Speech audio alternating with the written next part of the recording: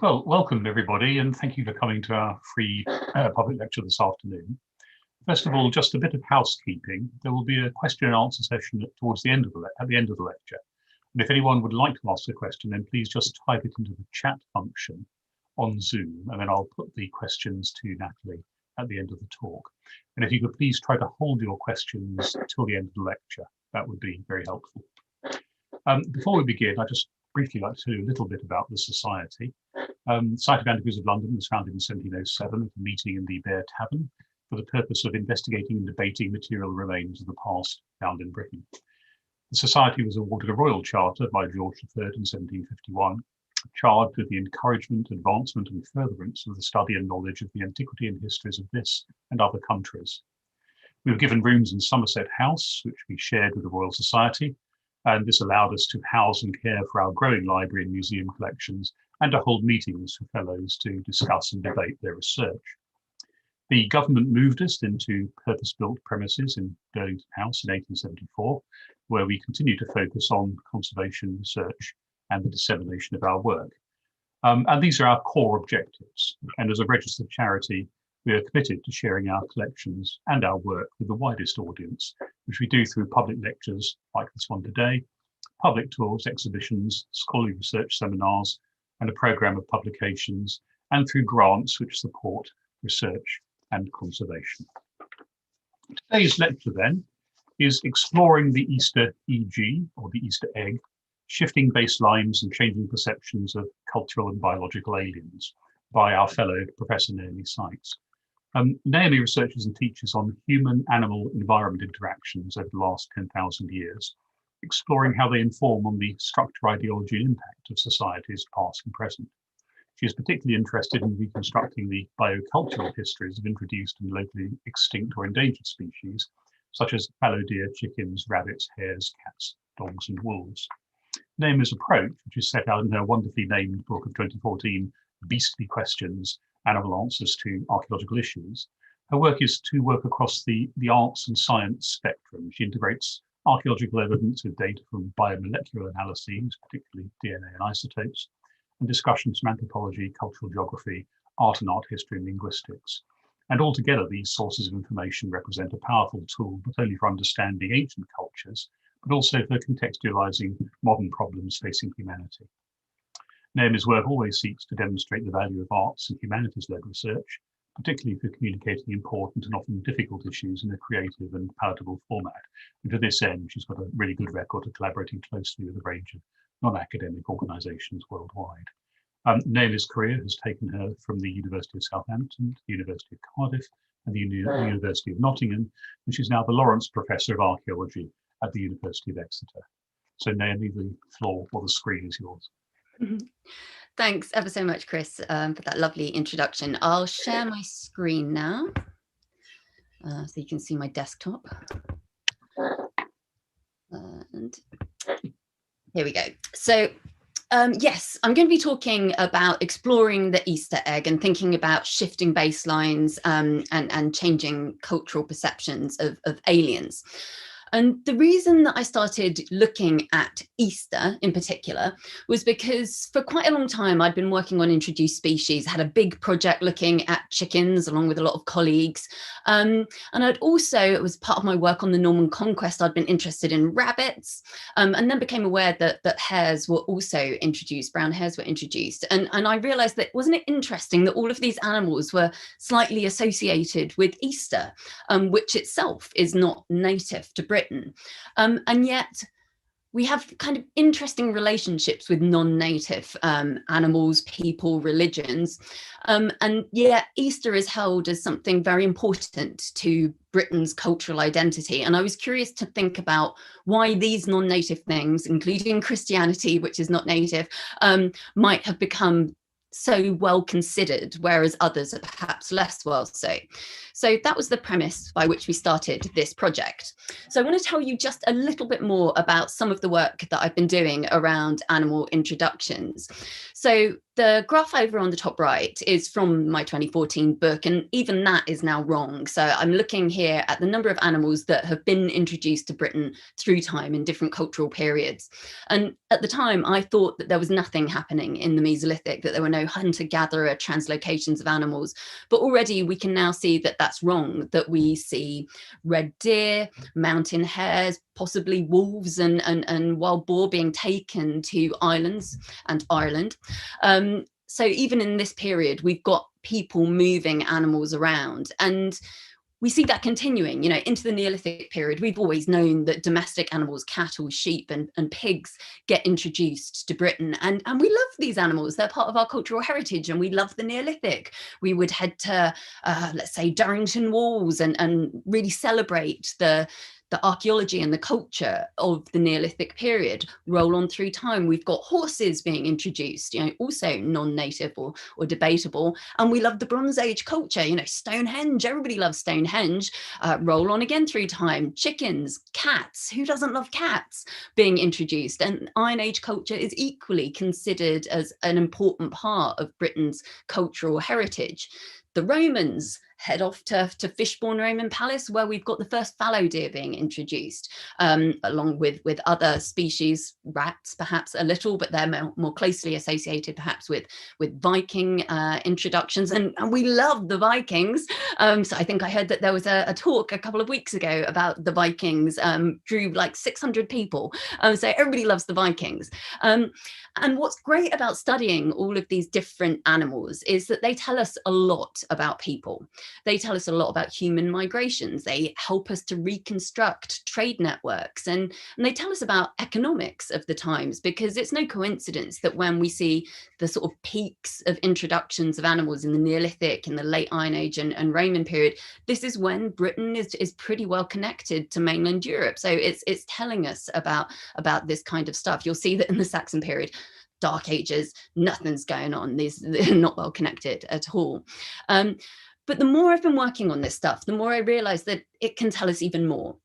That we can think about these animals, what they reveal is about modern attitudes to native and alien, and about how we think about people and how we think about animals. And I'm going to give you an example, because we love all of these animals as being part of our cultural heritage, all of them introduced. And then this happens. We get a grey squirrel, an American grey squirrel, you know, that they come over here, outbreed the red squirrels, our squirrels, you know, the ones that weep when they hear the national anthem. And the way that these animals are reported in the press, you might as well imagine that they're shooting lasers out of their eyes. Whereas in fact, I think what's happened is they just arrived a bit too late when we're within kind of living memory or historical memory. And this might seem like a kind of ridiculous point to be making, but it does get reflected in conservation policy. So rabbits, which are considered to be quite a recent introduction, you know, they're often vilified. They're seen as this invasive pest that's going to outbreed everything we've ever loved. Whereas the brown hare, well, that's clearly native, right? And, you know, is considered to be native by a lot of policy. And therefore it's surrounded by conservation policy. And it's seen as this wonderful bit, an icon of British wildlife. But of course, both of these animals are introduced. And so I think that there's some interesting stuff that's at play here. And that's something that I want to explore in more detail, because when we look at conservation policies, we see that animals get kind of siloed into different groups. So there are things that are good, and those are animals that we consider to be native, things that are wild, and things perhaps that are endangered. We really love endangered animals. The bad things are those that are seen as a bit cultural rather than natural. So they're the introduced, they're the translocated, things that are domestic we don't really like as much as wild animals, because they might become feral, which would be terrible, because then they might become invasive. Oh no, don't be invasive. So, you know, we've got all of these things, and policy will vilify the ones that are bad and look after the ones that are good. You've then got these slightly problematic ones, which are the heritage animals. So those that were introduced a long time ago, or those even better that have gone extinct. So for instance, we can't get enough of mammoths. And I'm beginning to see animals as sort of artists, you know, they're never truly appreciated until they're dead. And so, you know, we need to be a bit careful because a lot of animals are going that way. So we might be able to appreciate all the dead animals to our heart's content if we don't kind of step up and address some of this now. And I'm not convinced that some of our wildlife policies are actually very helpful. So that was what this project is about. We're really interested in understanding when, and if we can, from where were these Easter animals introduced. We want to understand why, you know, why are people moving all of these animals around? Does it have anything to do with the origins of Easter? How have these animals been managed in the past? Are they wild? Are they domestic? You know, which of these silos do they fit in, or do those silos not really exist anywhere but in our brains? And if we can really understand these stories, does it change our narratives and then more broadly our value judgments about biological and cultural aliens? And animals are a really good way of thinking about people, actually, so in a kind of easier to digest format. So this is the project. It's spread across a few institutions. So there's me, Carly and Sean, who are at Exeter. We're all zoo archaeologists. We've got the geneticists at Oxford. So that's Gregor, Joelle and Sophia. And then linguists at Leicester, Phil Shaw and Luke John Murphy. And then poor Tom, who got abandoned at Nottingham when I left. And he's a PhD student, also a zoo archaeologist. And we've been trying to bring everything to bear on these questions. So we've been looking at biomolecular work, history, iconography, linguistics, all of these different things. And I'm going to be presenting this work, and it's all of these guys' work and more people. I'm just going to be trying to take credit for all of it myself. So that's the team. I'm going to show you these data in a slightly different way. So these are similar to what you've already seen, just the different animals that arrive in different periods. And I would say that almost without exception, exotic animals are linked in to new religious beliefs. So we know that when cattle and sheep and goats arrive in the Neolithic period, there is a change up in religion. That's certainly true when we see the arrival of the horse in the Bronze Age, that there's a kind of horse cult that emerges. In terms of fallow deer, I'm just finishing off a paper at the moment. It's very clear to me that the spread of this species from the Near East across the whole of Europe is linked to the goddess Artemis in the Bronze Age and then the goddess Diana. So it stands to reason that when you see this kind of pattern repeated over and over again, you know, cockerels also linked into the god Mercury, is it possible that the arrival of things like the brown hare might be associated with new deities? I think it's possible. Could it be associated with a goddess Aostra? Well, let's look into that. This idea of the goddess Aostra has one reference, and it's this. It's the Venerable Bede. In his Reckoning of Time, he breaks down all of the different kind of months, if you like, and says what they are in pagan terms. So pre-Christian, you know, the month of that equates kind of to April is Aostra month. It's the month where sacrifices are made to the goddess Aostra. There's no mention of rabbits or hares or any of these things. That's the only reference that we've got in the 8th century. But it's possible because in that sort of 8th century pre-Christian period, we do see that religious beliefs kind of reset to the Iron Age. And that's when it looks like brown hares are perhaps being introduced. So is it possible that we're referencing some sort of earlier religion? Let's see where all of our Easter animals are. So yeah, we've got the brown hare here, chickens arriving. Is there some sort of thing that's linked to them that is kind of expressing itself or still remaining in the 8th century? Rabbits perhaps have got nothing to do with it because, you know, the received wisdom tells us that they're medieval introductions, but, you know, that's just kind of where we're at before we started this project. So what we wanted to do then was really drill down into all of these taxa and see if what we thought we knew about them was actually right. Now, there are a few problems with all of the things that we want to study. Rabbits in particular, there's a bit of a problem with rabbits in that they burrow. Even animals that don't burrow, their bones migrate up and down stratigraphy, but rabbits in particular, they'll drill down into archaeological deposits and just die. So you can find rabbit bones at sites back to the Mesolithic, we've got a site here, Mesolithic Thatcham, where a rabbit bone was recovered. And whenever we've gone public with, the Romans introduced rabbits or the Normans introduced rabbits, there's always someone going, but what about that Mesolithic rabbit? Well, the Mesolithic rabbit gets radiocarbon dated. In fact, we've been really keen to make sure that we radiocarbon date our specimens. And that Thatcham rabbit, the Mesolithic one, was radiocarbon dated to yesterday. Not by us, by a different team, but it's definitely, it demonstrates the necessity of radiocarbon dating rabbit bones.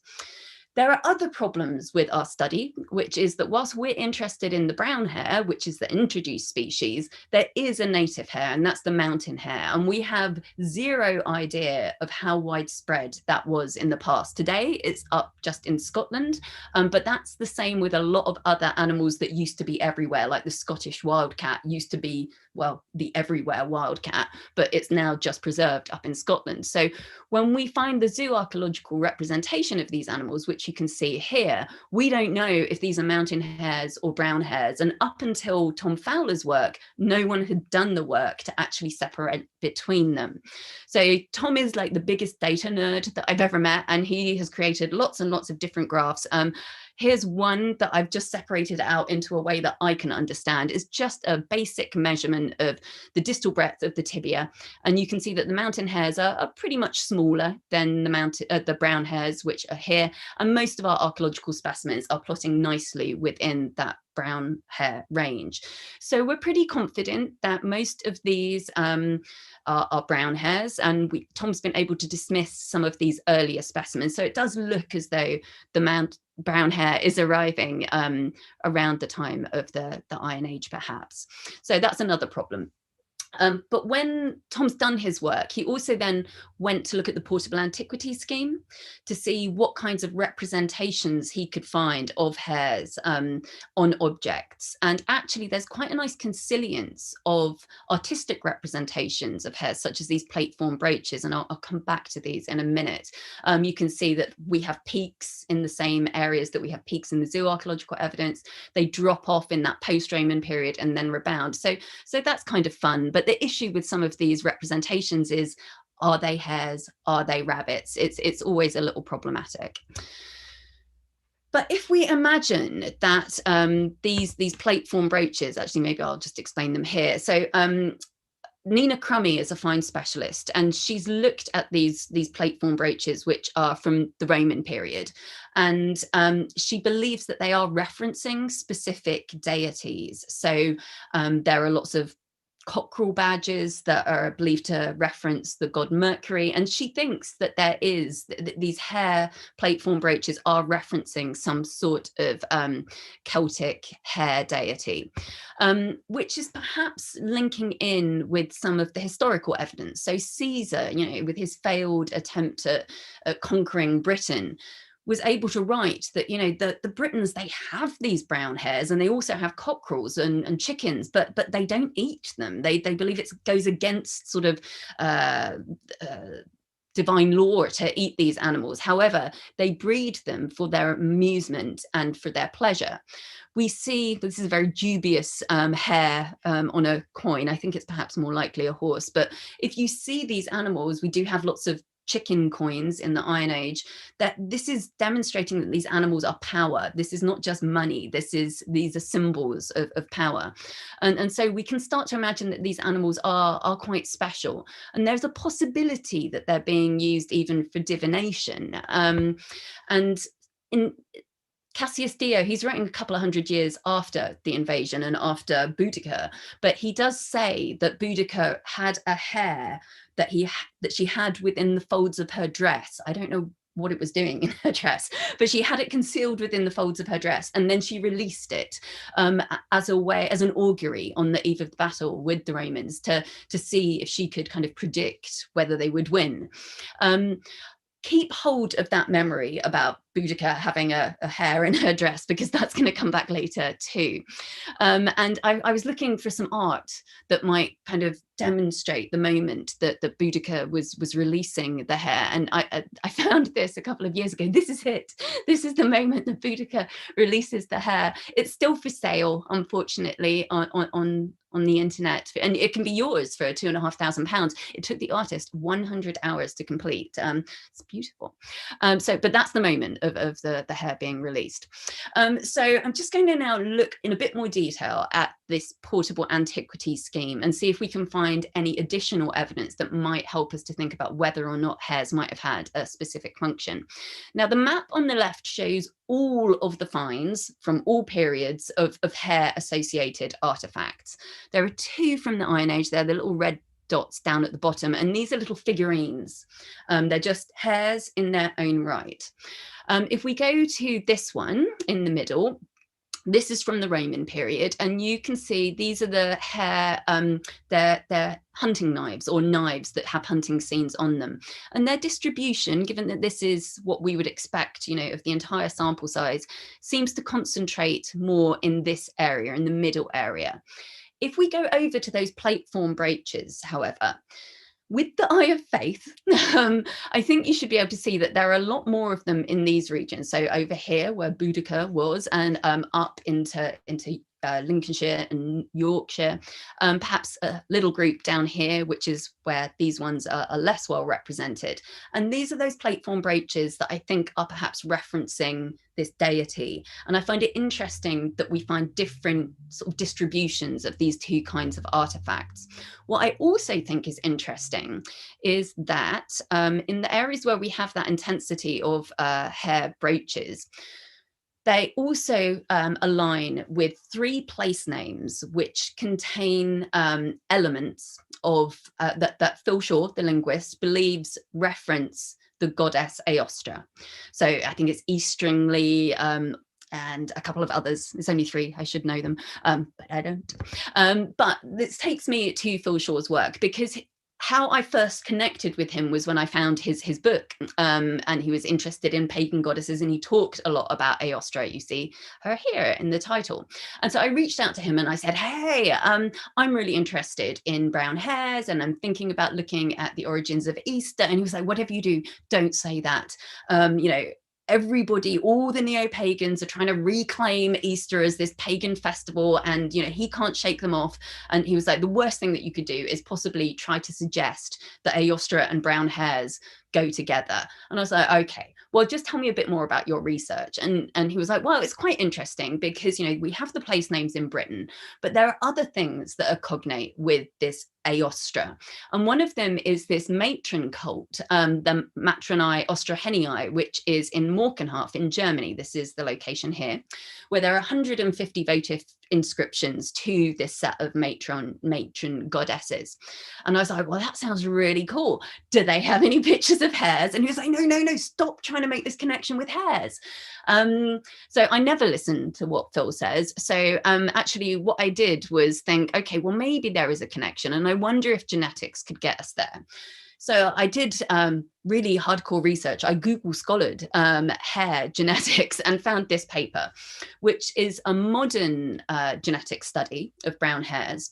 And because it's modern, because it's published, all of the data were up onto GenBank, which is a repository for genetic data. And I got my colleagues at Oxford to download those data and remap them. So this is the tree of all brown hare genetics. British hares are red and yellow. I've really simplified this, and they are found here. The red ones, the only other place where they're found in Europe is in this area here, which coincidentally is quite close to where Morkenhof is. Now, this is very tenuous strands of evidence, but it's enough for me. And so I was able to then pull together the application for this project and say, I don't know, I think there's something in this. But one of the things that I need to stress is that these genetic data are modern genetic data, which are really of no use when it comes to trying to understand the past. They're a bit like those, ancestry.com, you can send off a little cheek swab and it will tell you whether or not you're a Viking. Well, it won't actually. It will send you some data, which are both on the one hand incredibly fascinating and on the other completely meaningless. And the same is true with animal genetics. You can't do anything based on the modern data if you want trying to understand the past. It gives you a snapshot of today, but nothing really deeper. Unfortunately, we're waiting for the genetics. They're due any day now. I'd really hoped that we would have them in time to share them. But yeah, we've spent the last 3 years just sampling a lot of ancient hares, and anytime now I'll be able to share the results of those. But what it does look like is that the hares are being introduced from this region. So having said, don't base anything on modern genetics, I'm now going to base everything on modern genetics and say it looks as though they're being introduced, which does, in the absence of the genetic data, it is consistent with what we're seeing in the zooarchaeological record.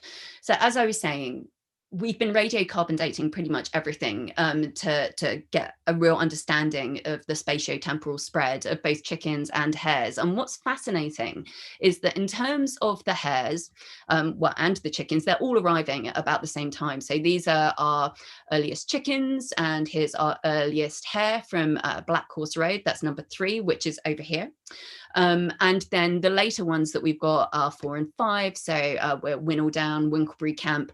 And what's even more fascinating is that not only is the timing of these animals' introduction kind of consistent or conciliant, but the way in which these animals are treated is also really similar. So when we first find the earliest chickens that are being introduced, that's one over here on the right, and the earliest hares, they're all buried as complete skeletons. I think people, particularly when they think about chickens, tend to assume that, chickens, they were domesticated for food. That's because chickens are food today. They weren't in the past. They're like gods in the past. They are treated with respect. They are treated with care.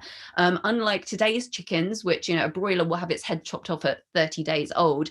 This chicken, we can tell on the basis of the length of the cockspur, this chicken is about 4 years old. And the hares equally, they're old individuals. There's no evidence of butchery. They're animals that have lived, died, and been buried. That does change when we go through time. And we see a lot of that change at Fishbourne Roman Palace. It's one of the best sites that's picking up quite a lot of this transition away from very careful burial of individual animals to then using them for food. So let's go take a look at Fishbourne. Amazing site. I've been working on it for a really long time now. It's in fact where I met the father of my children. And there's a great zooarchaeological assemblage here. And I started working on it because I was interested in fallow deer, and we find fallow deer at this site, the earliest first generation imports, and we know that there's a park, and actually the historical evidence gave us some clues there. Columella saying that fallow deer, keep them in a park on your site and it'll enhance the splendor of your palace. Varro talks about 3 kinds of hares and says that you should keep them on leperaria. And it looks like that's what's happening, that these hares are essentially being farmed on some of these Roman sites. Varro also mentions rabbits, that, there are 3 kinds of hares, of which rabbits are one. And of course, because Fishbourne is a crazy site, we've also got weirdly exotic chickens arriving at Fishbourne as well from, it looks like, first generation imports from India and maybe China. Of course, we've also now got a rabbit. And I can show you, I think, the moment when the rabbit was discovered. So we were all at Fishbourne, the whole team was down there, and we were rummaging through boxes. And Faye Worley, who's a Historic England's zooarchaeologist, or one of them, came up to me. This is the moment where she's like, Naomi, we're looking for hares. But I found this one. It looks like a lagomorph, but it's too small to be a hare. I think it's a rabbit. And at that point, I just took out my phone and took a photograph of her. And this kind of went all over the news. Faye Worley's joyful, smiling face, because she had found this rabbit bone. We 3D scanned it because we knew that we were going to grind it up for radiocarbon dating, for genetic analysis, and all sorts of things. And indeed, when we got the radiocarbon dating results back, it is very definitely a Roman rabbit. The geneticists didn't believe us. They were like, how can you possibly tell? It's too small. And we were like, well, we're quite good at our job. They didn't believe us until Joel, who is like, he's the rabbit guy. He's done so much work on rabbit genetics. He did some analyses and he's like, yep, it is a rabbit. And not only is it a rabbit, it's got really good coverage of DNA, to the extent that he was able to use nuclear DNA and plot it onto his modern and some ancient map. And you can see this is where it plots. It's in with all the modern French and ancient French rabbits that we've got in the data set. So, you know, that's pretty cool. Except, is it that cool? What have we got? We've got a rabbit. So what? You know, what happens next? Do all rabbits in Britain descend from the Fishbourne rabbit? I think not, because we can see here that this is what modern rabbits look like for much of Britain, and they are not closely associated to the Fishbourne rabbit. So I think what we're seeing is that Fishbourne rabbit was exotica, like we're seeing with the fallow deer, with those crazy exotic chickens, and that actually what happens as a result of this introduction is that it's a one-time introduction that is reflecting what's going on in the Roman Empire. We know that fallow deer are introduced. We think that rats are introduced, chickens, hares, rabbits. But I think what then happens is that we've got a pretty significant extermination event that happens afterwards. It's an extinction, post-Roman extinction. We know for certain that fallow deer go extinct. I think rabbits do the same. And I think we're seeing similar things with some of these other species. So we need to unpick what's going on there. But I think it's an important point, because we always tend to go like, oh, the Romans did X, and then we assume that that is just everything. But it isn't. There are always these waves of introduction, and things are always in a state of flux. So we can never say Romans did X. Well, they did, but then lots of other things happened afterwards. So when we see this drop off in the hares, in the rabbits, and all of these things, we actually see that drop off in the hare artifacts. So if you remember back to that map that I showed you of all of the artifacts, this is what we've got for the post-Roman period, and there's very little there. And the things that we've got, I mean, is that even a hare? It could be a cat or a dog. I'm not too sure. It looks like maybe it's got long ears. So we don't have that much evidence. They come back in the later medieval period, and our hare artifacts everywhere at the same point that hares start to rebound. So it's difficult to know what is going on in that post-Roman period. But there's one thing that I find quite interesting, and I'm just going to share it. So there's one site, and actually Nina Crummy was the person who alerted me to this, and that site is here in Wales, and it's a church of St. Melangeth, who is the patron saint of hares. And legend has it that she was a Celtic princess, she was Irish, and came to Wales. And whilst she was out in the woodland, sort of like a Disney princess, was communing with nature, and a hare came running at her because a prince was chasing it. And she didn't want it to be caught, so she hid it in the folds of her dress.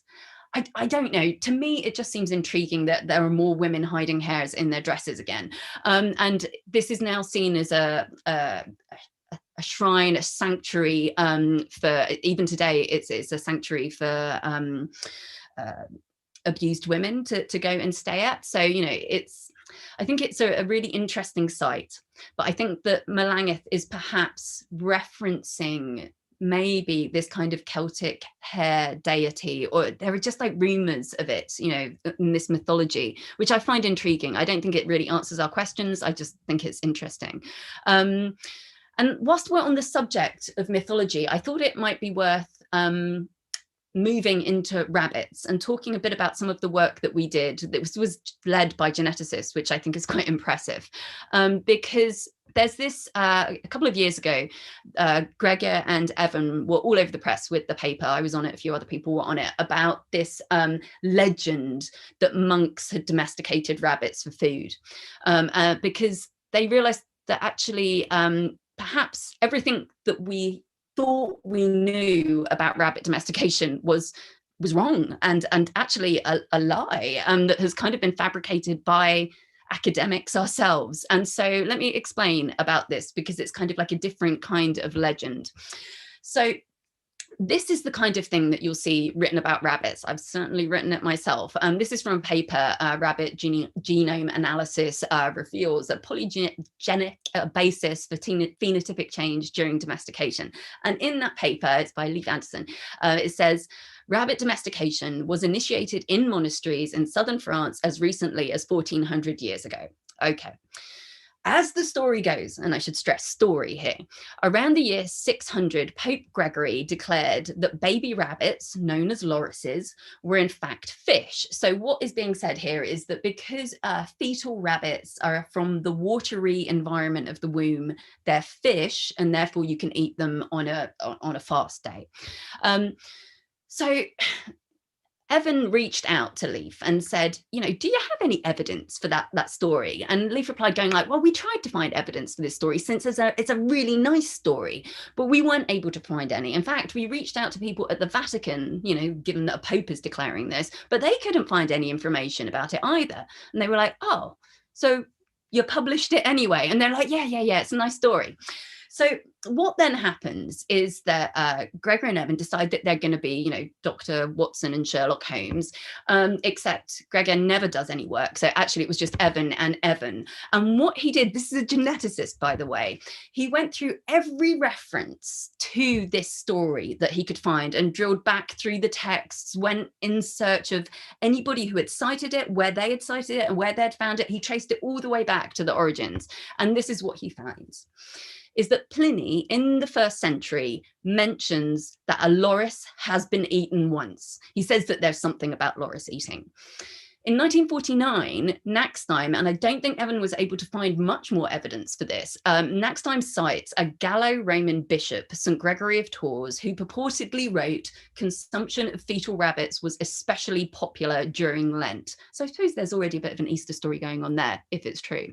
I don't think Evan could find that much about that. Zoyner, who was a big animal domestication guy, in 1963 then takes that story, but kind of embellishes it a tiny bit more, saying that actually not is it just a case that they were popular, they were permitted during Lent because they weren't considered to be meat. And then subsequent to that, the person who was St. Gregory of Tours becomes Pope Gregory the Great, and says and is saying, according to the academics who are circulating this stuff, that actually you're allowed to eat lorises during Lent because Pope Gregory says so. And since this kind of this myth has been created, it's then been circulated by everyone, particularly by me. I'm really guilty. I never checked any of it. I just read it, went, oh, that's fact then, and just published it and published it and published it. And it takes a geneticist to come back and do a big study to realize that everything that we've been saying since 1949 has been a lie.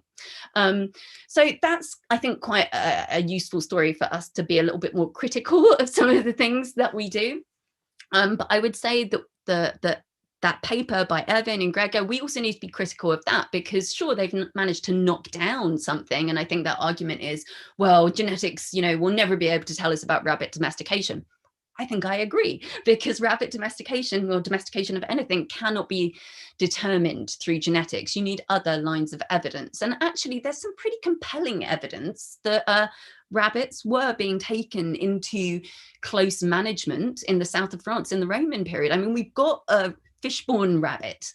That's a lot of effort to go to for an animal that you're not caring for. That animal was clearly transported quite some distance. It was cared for, and we see even greater evidence for that taking place in the south of France. There's a Montpellier team that's working at a site called Le Tara, and they've got excellent evidence that really does look as though there is, would I say rabbit farming? I don't know. But if you've got close management of rabbits, that's kind of domestication in some definitions of the word.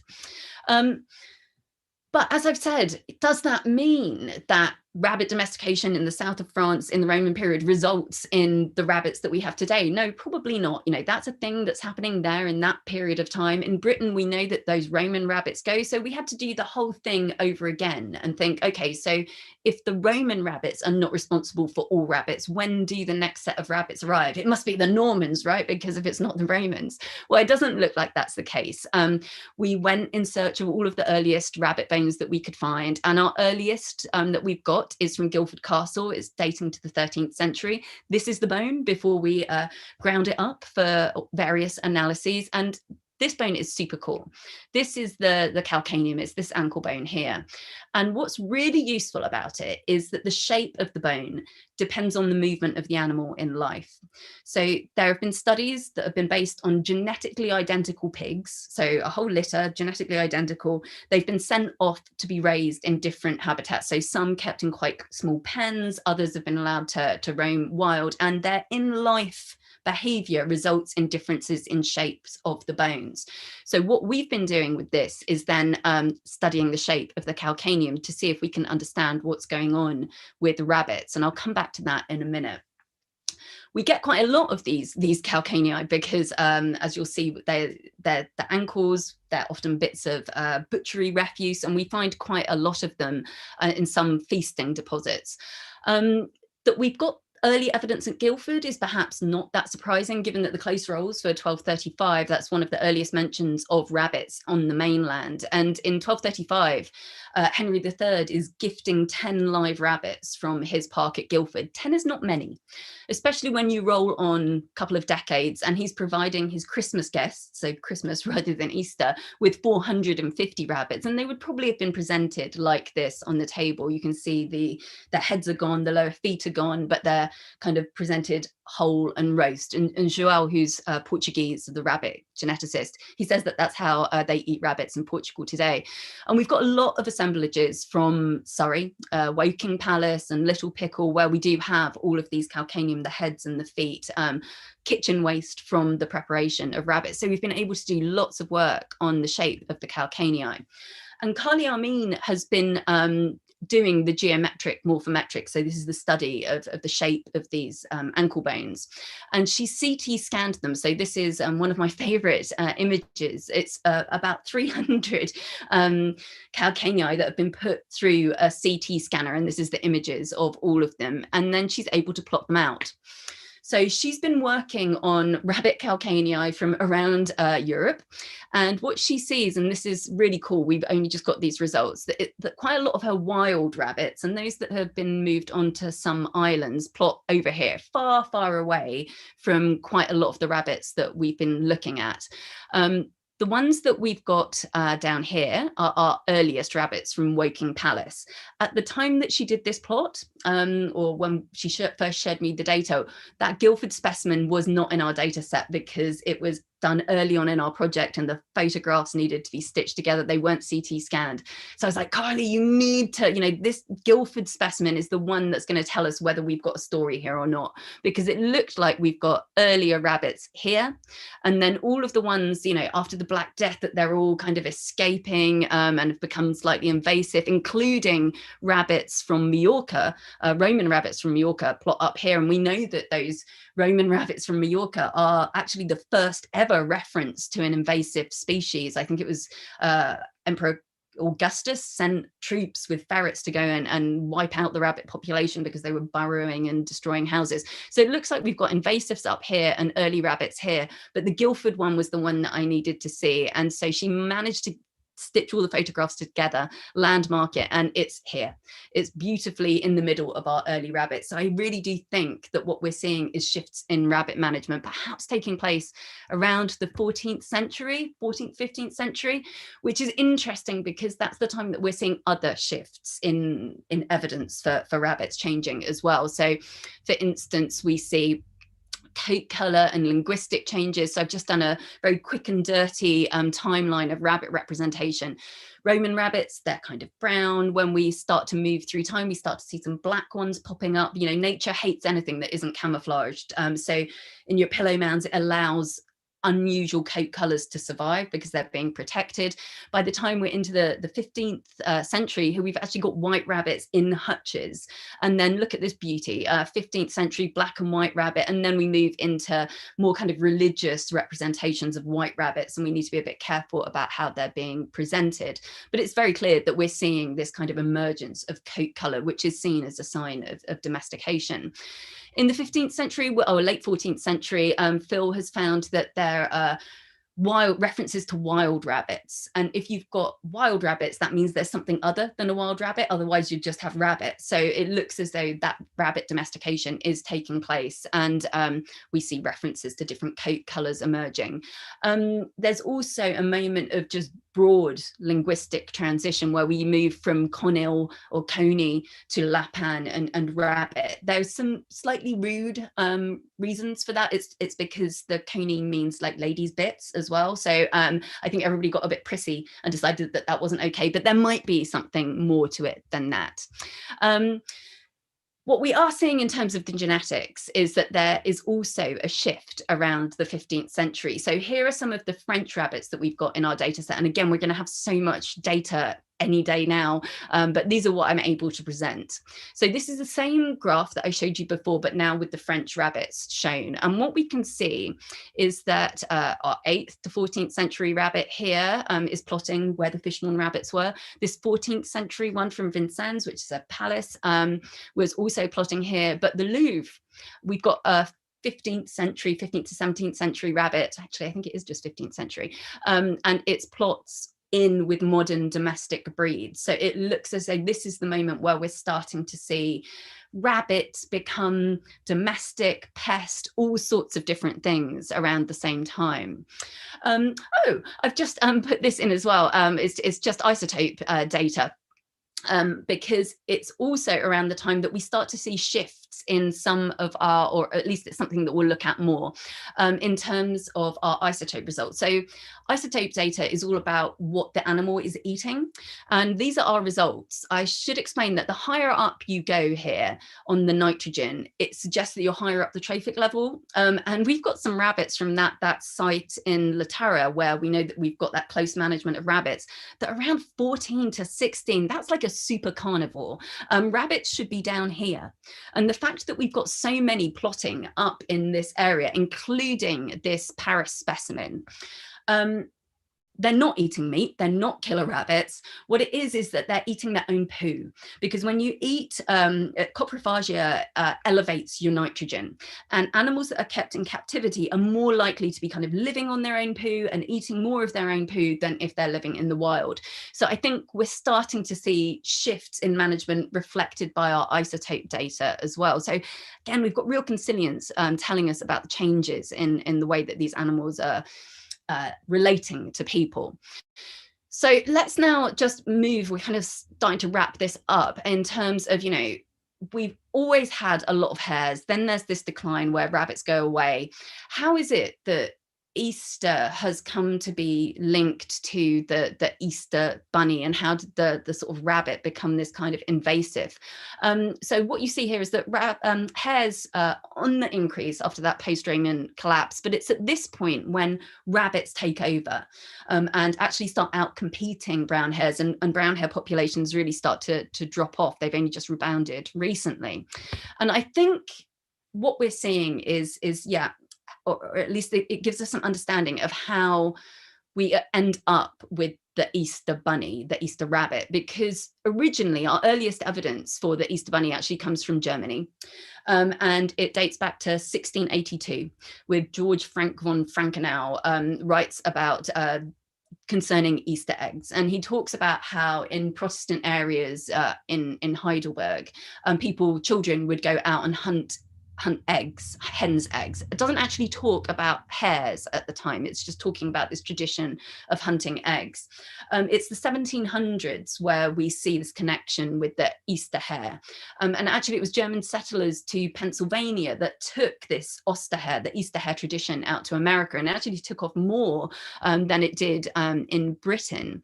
It was, of course, the 1800s when, in Victorian England, all of these German traditions are being imported back into England. And at that point, the number of hares in the landscape was really, really low. So you bring in this Easter hare tradition, but there are no hares. You look around and you're like, okay, well, let's make it the Easter bunny. And so it kind of shifts animal. The idea that this is connected at all to a goddess Aostra comes entirely from Jacob Grimm, one of the Grimm brothers, the guy who tells fairy stories.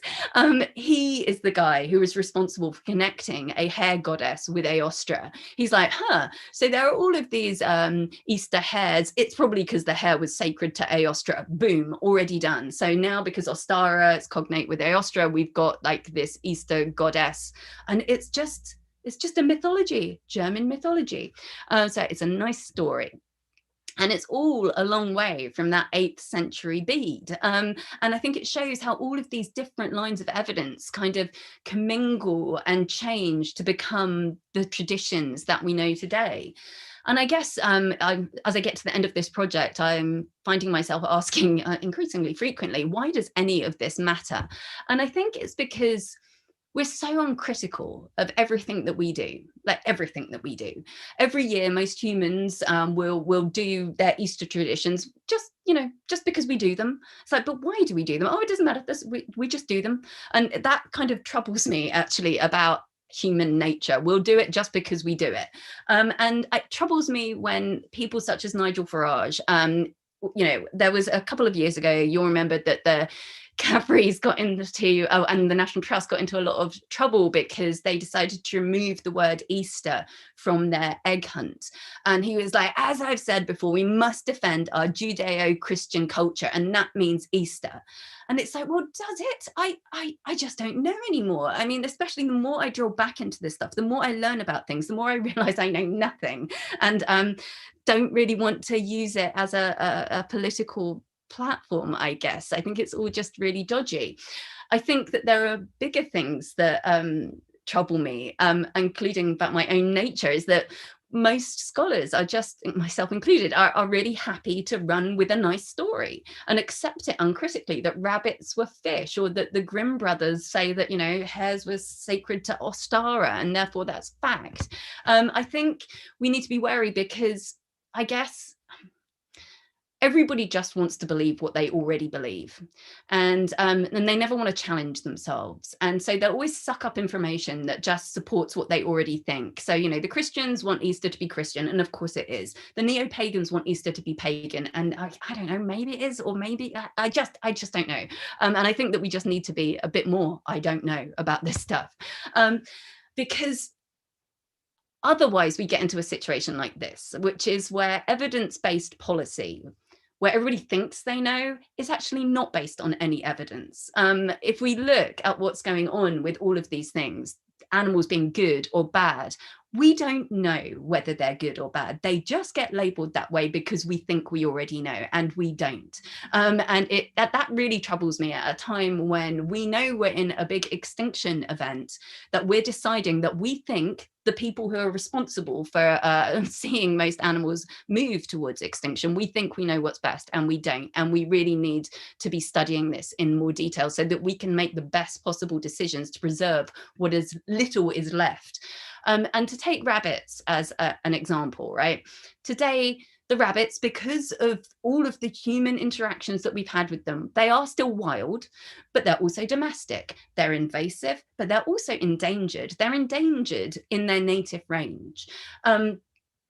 And yet around the world, and this is something that was in the press, New Zealand, there are a lot of invasive rabbits, and the tradition now is just, the Easter tradition is about going and hunting them all. And I'm troubled by the idea of invasive in general, that people have been responsible for moving an animal to a new place, and then it gets labeled as bad because it all goes horribly wrong. Whereas in fact, these populations that have been moved elsewhere are potentially resources to bring animals back to the places where they are diminishing, rather than just exterminating everything. And so I think on that I will end, because I'm getting emotional. All right, so I'll say that that's the end of the talk, Exploring the Easter Egg. It's all about shifting baselines, and I hope that we can perhaps change some of our perceptions about cultural and biological aliens. Thank you. Thank you very much, Natalie, for a fascinating, wide-ranging, interdisciplinary, informative and thoroughly cautionary talk. And I really would, having been caught throughout my career by factoids, following what people have asserted and then followed, just to find that there is no basis in fact for some of these. I would absolutely endorse your insistence on critical evidence base for our thinking and our policy. That was absolutely tremendous. While we're waiting for questions to come in, I just had one myself, and it has to do with the extinction event and the lack of imports during the early Middle Ages, the Anglo-Saxon period. It is just interesting, given your proposal that animal imports are linked to connectivity and to changes in religious practice, that actually during that period, Eastern England is incredibly connected, sometimes in places it hasn't been connected to before over the previous few hundred years. And we've got a major, possibly the major transition in religious belief. So how is it that that's a period of relative extinction rather than a period of an upturn in new species? That's a great question. So I think that there are lots of different things going on at that point. I think, as I mentioned earlier, it does look in the post-Roman period that we return to Iron Age belief systems in some ways, which looks as though it's an avoidance or like a taboo over the consumption or hunting of any kind of wild animals. So part of me, for a long time, the zooarchaeological record only tells you what people are doing. It doesn't tell you what they're not doing.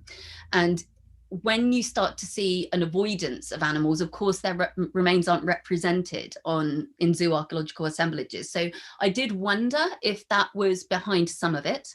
And I think that in the case of the hares, maybe it's just a taboo over hunting them. But in the case of the fallow deer and in the case of the rabbits, they are definitely going extinct. I think that's then in turn to do with political change and economic change. I also think it's not a coincidence that this is all happening at the time of that cold snap. We've got this really cold period, and all of the animals that are introduced are warm-loving taxa.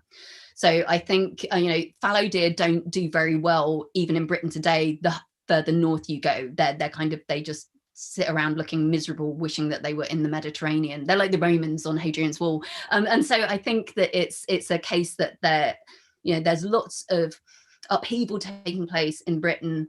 The animals aren't well protected, and a lot of them are going extinct. I think it's multi-causal, but it's something that we definitely want to drill down into in more detail.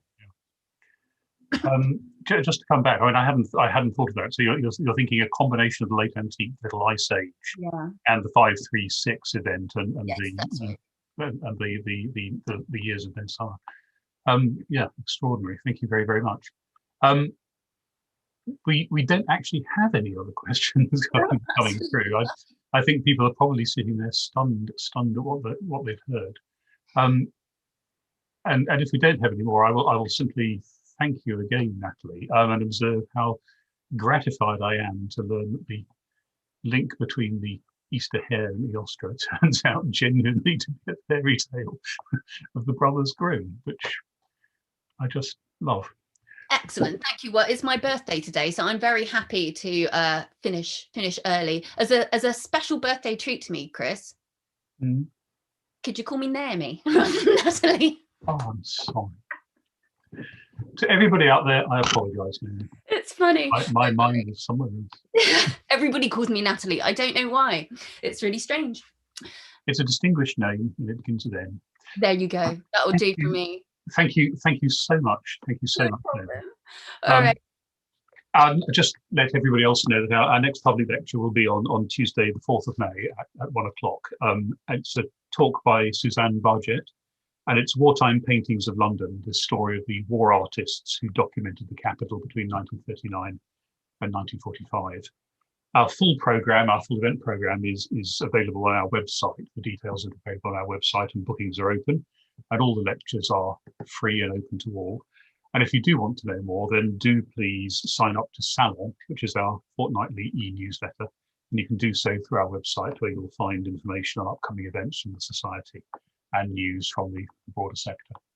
And so again, my apologies, Naomi, for getting your name wrong. Inexcusable. And thank you very much for joining this talk. Thank you.